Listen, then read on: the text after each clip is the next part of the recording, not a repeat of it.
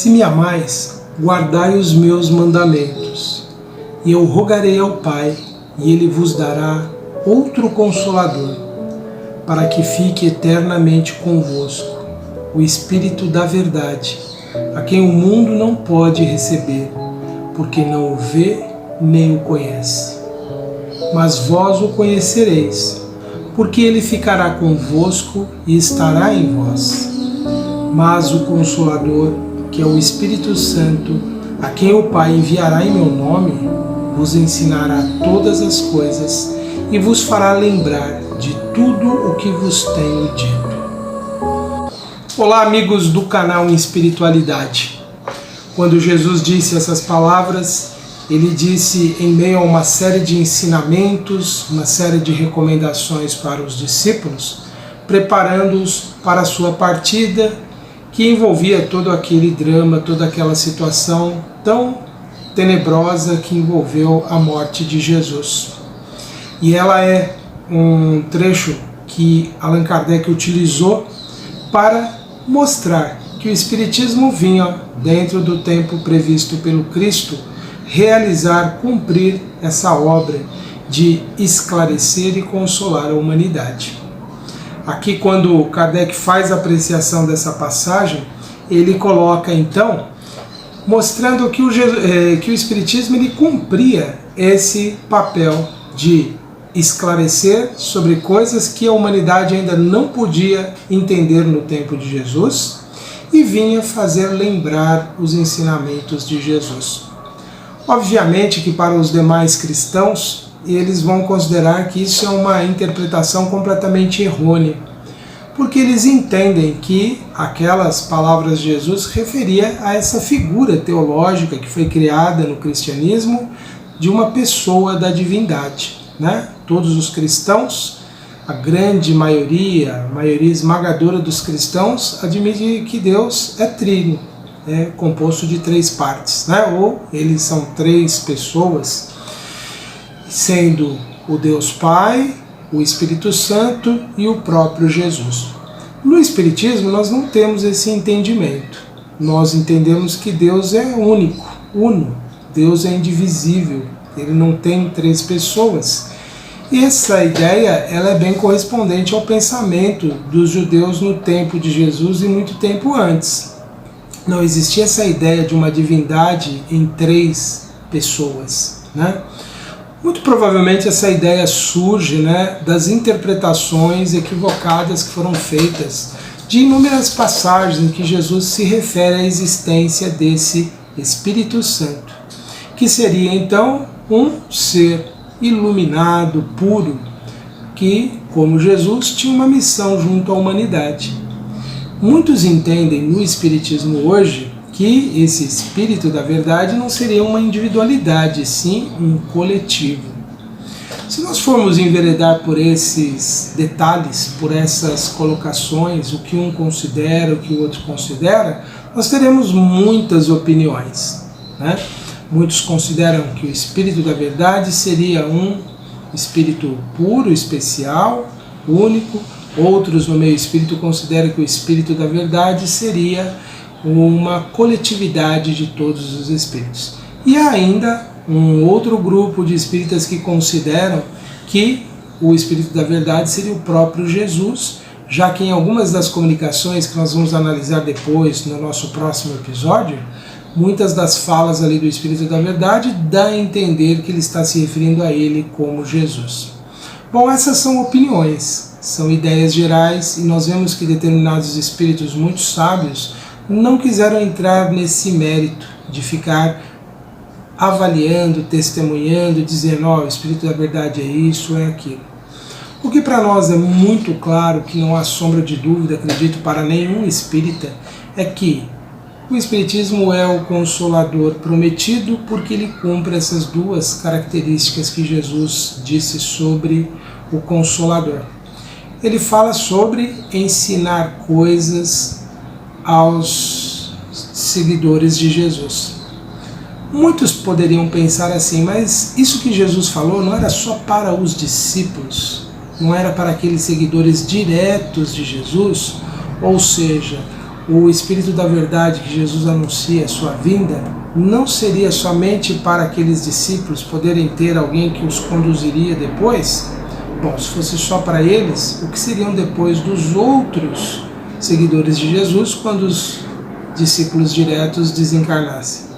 Então, obviamente que não seria só para eles. Mas tem uma outra passagem aqui no próprio Evangelho de João, que nós estamos aqui fazendo a apreciação agora, em que dá a entender que Jesus está falando que a vinda desse Consolador não seria para aquele tempo necessariamente, única e exclusivamente para os discípulos de Jesus, seria também para o futuro. Tem uma parte que João registrou que Jesus disse assim, isso está lá no capítulo 14, depois vocês podem checar, são os versículos 12 e 14 do capítulo 14. Aquele que crê em mim, as obras que eu faço, ele também fará, e fará maiores do que estas, porque vou para o Pai. Então, Jesus está dizendo que se alguém acreditasse nele, poderia fazer coisas maiores que ele, Jesus, fez. Bom, o que nós sabemos é que isso não acontece. Ninguém, nem na época dos discípulos diretos de Jesus, nem posteriormente, fizeram quaisquer coisas diferentes do que Jesus fez. Aliás, algumas coisas que Jesus fez, o que nós temos registro, apenas ele o fez. Não temos nenhum registro de discípulos que tenham caminhado sobre as águas. Então, é claro que Jesus está falando de realizações futuras, né? Outra passagem aqui que ele colocou assim, ó, o que perdirdes em meu nome, isso farei a fim de que o Pai seja glorificado no Filho. Se me perdirdes algo em meu nome, eu farei. E quantas coisas, não estamos nem falando de nós, estamos falando daqueles que podem se considerar os maiores seguidores de Jesus, já pediram e Jesus não atendeu. Porque é óbvio, né, que Jesus está falando numa linguagem muito figurada, muito assim, além daquele tempo. Ele está falando das potencialidades do Espírito quando se torna puro, que pode conquistar, realizar aquilo que ele entende que é necessário para a sua evolução. Naturalmente que esse Espírito que viria conduzir os discípulos não estaria necessariamente, né, ausente naquele tempo. Estaria sim também orientando, também guiando os discípulos diretos de Jesus. Mas então isso nos coloca aqui o que Jesus fala sobre a vinda do Consolador pode sim muito bem ser interpretado sobre algo que viria no futuro, porque naquele tempo Jesus não poderia explicar para as pessoas. Aliás, igualmente no Evangelho de João, lá no capítulo 16, fica uma citação, uma fala de Jesus dizendo isso claramente, que ele não podia explicar tudo naquele tempo. Ele colocou assim, olha, lá no capítulo 16, os versículos 12 e 14. Ainda tenho muitas coisas para vos dizer, mas não podeis carregar agora, ou seja, vocês não podem suportar isso agora. Quando, porém, aquele que vier, o Espírito de verdade, vos guiará em toda a verdade, pois não falará de si mesmo, mas falará o quanto ele ouvir e vos anunciará o que há de vir. Ele me glorificará, porque receberá do que é meu e vos anunciará. Então fica muito claro isso, né? Coisas que Jesus não podia ensinar naquele tempo. Imagine que Jesus não teria como falar sobre questões que envolvem a compreensão do universo, por exemplo. Nós temos uma passagem no Evangelho belíssima quando ele fala que há muitas moradas na casa do Pai. Aliás, nesses sermões mesmo que Jesus estava ali preparando os discípulos para a sua partida. Eles poderiam ser tomados pelo medo, e aí Jesus fala, não se turbe o vosso coração, crede em Deus, crede também em mim, há muitas moradas na casa do Pai. Jesus não tinha como explicar o que seriam essas moradas. São os diferentes mundos, tanto materiais quanto espirituais, as esferas em torno do mundo, as dimensões que existem em torno dos mundos são as diferentes moradas do Espírito. E podemos entender até os estados de consciência que existem além da matéria, em que a mente, o Espírito vive, está ali presente, está ali existindo. Então Jesus não tinha como falar dessas questões, é por isso que ele diz que esse Consolador viria num tempo certo trazer essa compreensão. Ele coloca então dessa forma, né? E Allan Kardec traz para o Espiritismo esse papel, né? Que o Espiritismo vem no tempo assinalado cumprir a promessa do Cristo. O Espírito da Verdade preside o seu estabelecimento, ou seja, é o Espírito que direcionou os esforços de todos os outros desencarnados que trabalharam ativamente no século XIX, século XX, até os nossos dias, para que as verdades espirituais chegassem a todos.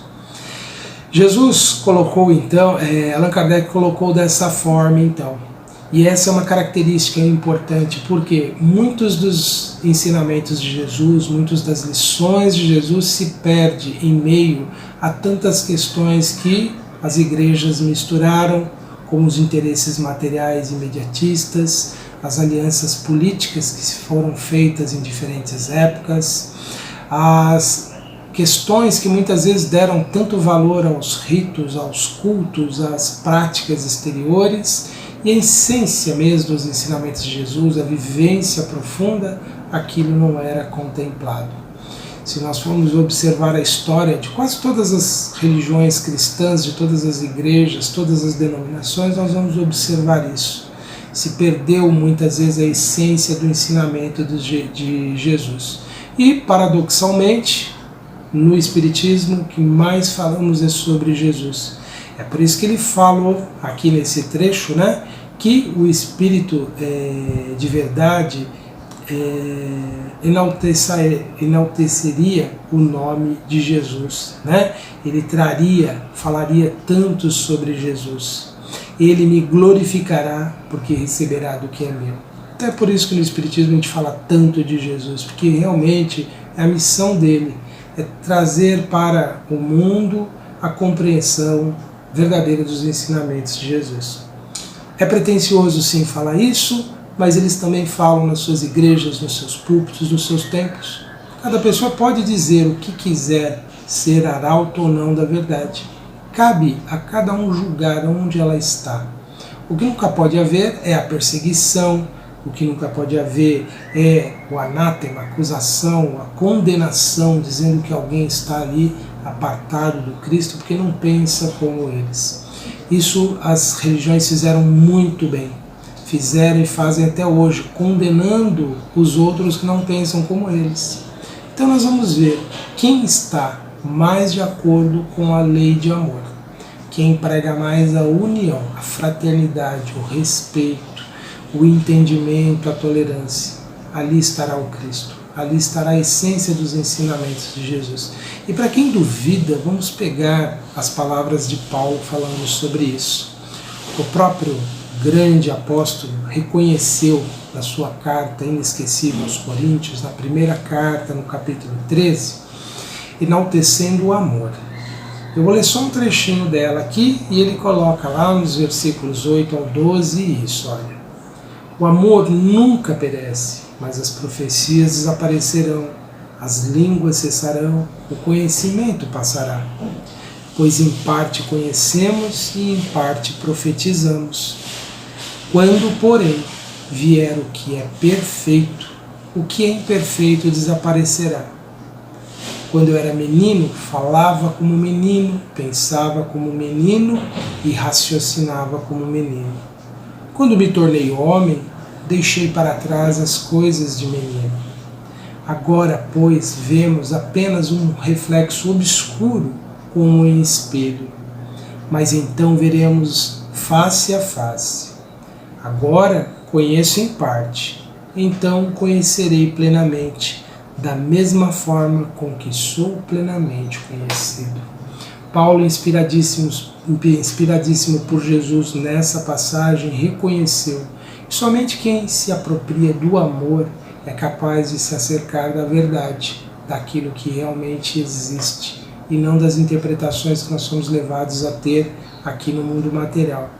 Então é um depoimento muito lúcido dele, muito claro, né? Excepcionalmente, ali fora do comum esse trecho resistiu nos escritos, né? Reconhecendo que toda a pretensão que a humanidade tem, toda a ilusão que ela tem de ter um conhecimento sobre o que é a verdade, se dilui diante da compreensão do que o mais importante para o homem é compreender a lei de amor. E é isso que o Espiritismo nos ensina insistentemente.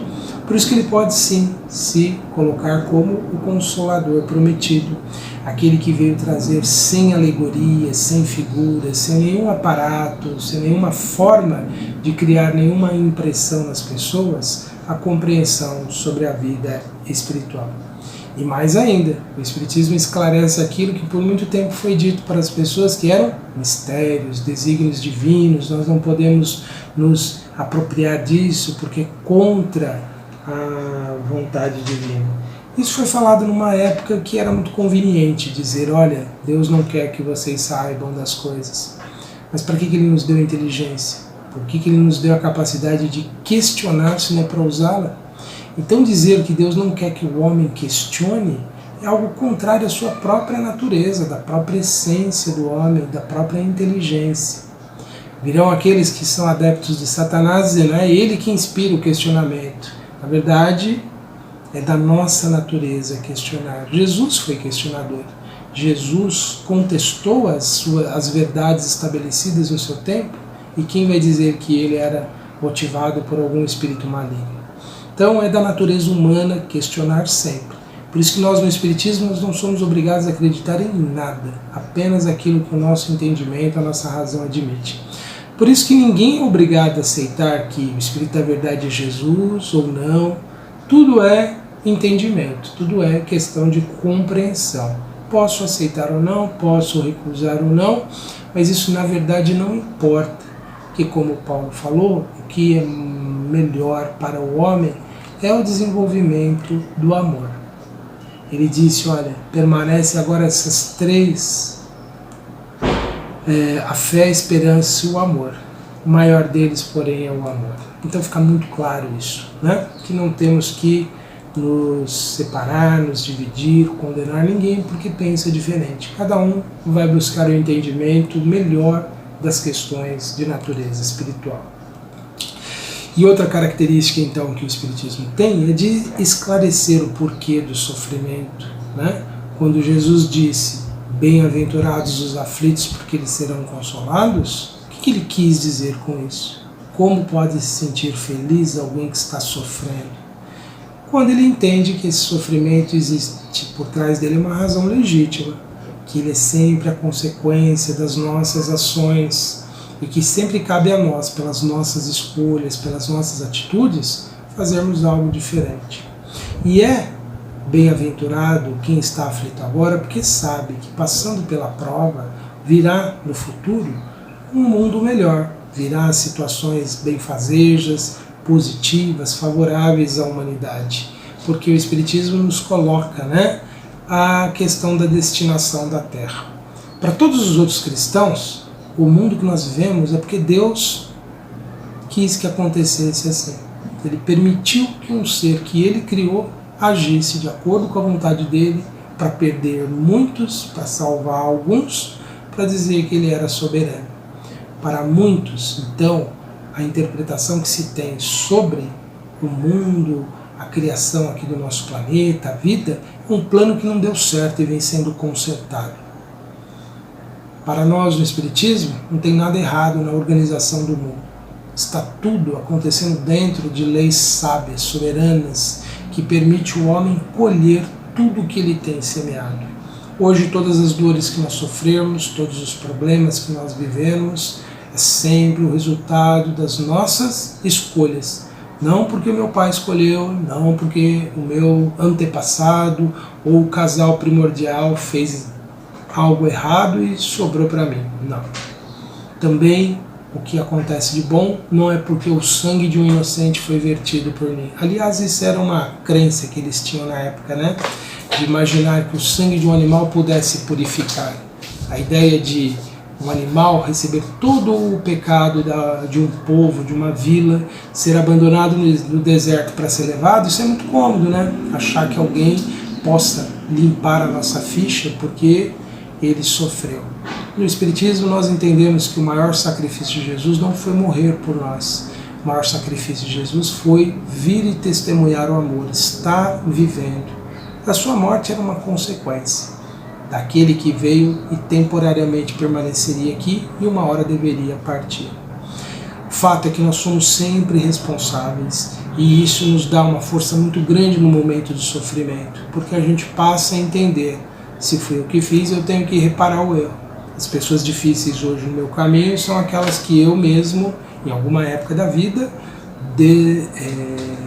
desequilibrei a minha relação com elas, prejudiquei-as, causei o mal para elas. Hoje eu tenho que reparar, hoje eu tenho que fazer o bem em lugar do mal que eu já fiz para elas. Então, nesse sentido, o Espiritismo nos mostra muito claramente que não há injustiças, não há descontrole no mundo, não há remendo no mundo. Deus não está consertando o que deixou acontecer errado lá atrás. É parte de um longo processo de aprendizado. E da nossa própria experiência a gente pode ver que essa ideia ela é verdadeira, né? O que melhor nós aprendemos da vida é só pela experiência. Por mais que alguém nos ensine, nos fale, nos alerte, é só quando a gente sente na pele as consequências é que a gente entende o valor das ações. Como espírito não somos assim. Nós só entenderemos realmente aquilo que se passa com a gente, só aquilo que a gente vivencia.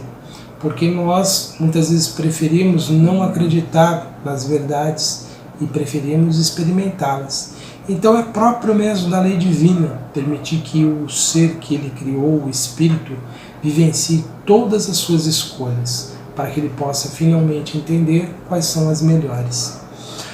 Aqui Kardec ainda nos diz que, nesse trecho que nós estamos analisando agora, que é os itens 3 e 4 do capítulo 6, ele ainda diz assim, olha, o Espiritismo lhe dá uma fé inabalável no futuro, e a dúvida pungente não tem mais lugar na sua alma. Sábios da antiguidade, até poucos dias atrás eu via uma pessoa muito sábia se referindo a um outro sábio passado, dizendo, né, que não se tinha muita certeza sobre a continuidade do homem. No Espiritismo nós temos inúmeras demonstrações que foram feitas. Temos na época de Allan Kardec, das psicografias que foram recebidas, que atestavam ali a identidade daquelas pessoas. Tivemos as psicografias com Chico Xavier, que também demonstram ali claramente que se tratam daquelas pessoas desencarnadas. Então nós não temos dúvidas sobre a continuidade. Essa dúvida pungente que faz sofrer, nós não temos dúvida, a vida prossegue. Então isso dá uma fé inabalável e nos dá uma grande responsabilidade, porque nós sabemos que no futuro nós vamos colher tudo que nós semearmos agora. Outra coisa que é importante, né, que ele coloca aqui, né, o Espiritismo também nos faz ver as coisas do alto, e as coisas terrenas se tornam sempre pequenas, passageiras. O que é um dia de sofrimento, uma semana, um mês, diante do infinito, diante da vida espiritual. É um nada, passa muito rápido. E é assim que nós devemos encarar todos os dias as nossas provas, as nossas lutas. É um momento apenas da nossa existência. Um momento da nossa vida não resume toda ela. Então aqui ele nos diz também que o Espiritismo nos traz uma perspectiva de felicidade que dá paciência, resignação e coragem no enfrentamento das nossas lutas. Assim realiza o Espiritismo que Jesus disse do Consolador prometido: conhecimento das coisas que faz o homem saber de onde vem, para onde vai e por que está na terra. Lembrança dos verdadeiros princípios da lei de Deus e consolação pela fé e pela esperança. Eu convido então, neste momento, para a nossa prece em agradecimento a Deus e a Jesus, aos bons espíritos que nos ajudam e nos sustentam em nossa caminhada, que tenhamos todos nós, Senhor, a boa disposição todos os dias de vencermos as nossas provas, os nossos desafios. Permitir, Senhor, que possamos todos nós, com fé, com confiança, avançarmos na evolução, a cada dia nos tornando melhores. Pedimos por todos os nossos irmãos que passam por momentos de sofrimento, de dor, de lutas, que possam todos eles, Senhor, receberem igualmente as consolações e o auxílio de que necessitam. A vós, espíritos amigos, o nosso agradecimento. pelo amparo, pelo auxílio constante em nossas vidas. Que possam todos os nossos amigos que nos acompanham receber a assistência, o amparo de que necessitam, as boas inspirações nos seus momentos de dúvida, de tristeza, que possamos todos, Senhor, marcharmos confiantes, acreditando nesse novo e glorioso futuro que nos aguarda. Obrigado, Senhor, por tudo. Que assim seja. Meus amigos, foram estas as nossas reflexões para este momento. Continue acompanhando aqui a nossa programação no canal Espiritualidade, o nosso programa Ponto de Vista. Lembre-se de que curtir, compartilhar, comentar é sempre uma forma de aumentar a visibilidade dos vídeos que vocês assistem. Então, façam isso aqui nos nossos episódios do programa Ponto de Vista e acompanhem também os outros programas do canal Espiritualidade. Igualmente também as minhas atividades lá na minha página tenormorais.com.br. Um grande abraço a todos e até a próxima.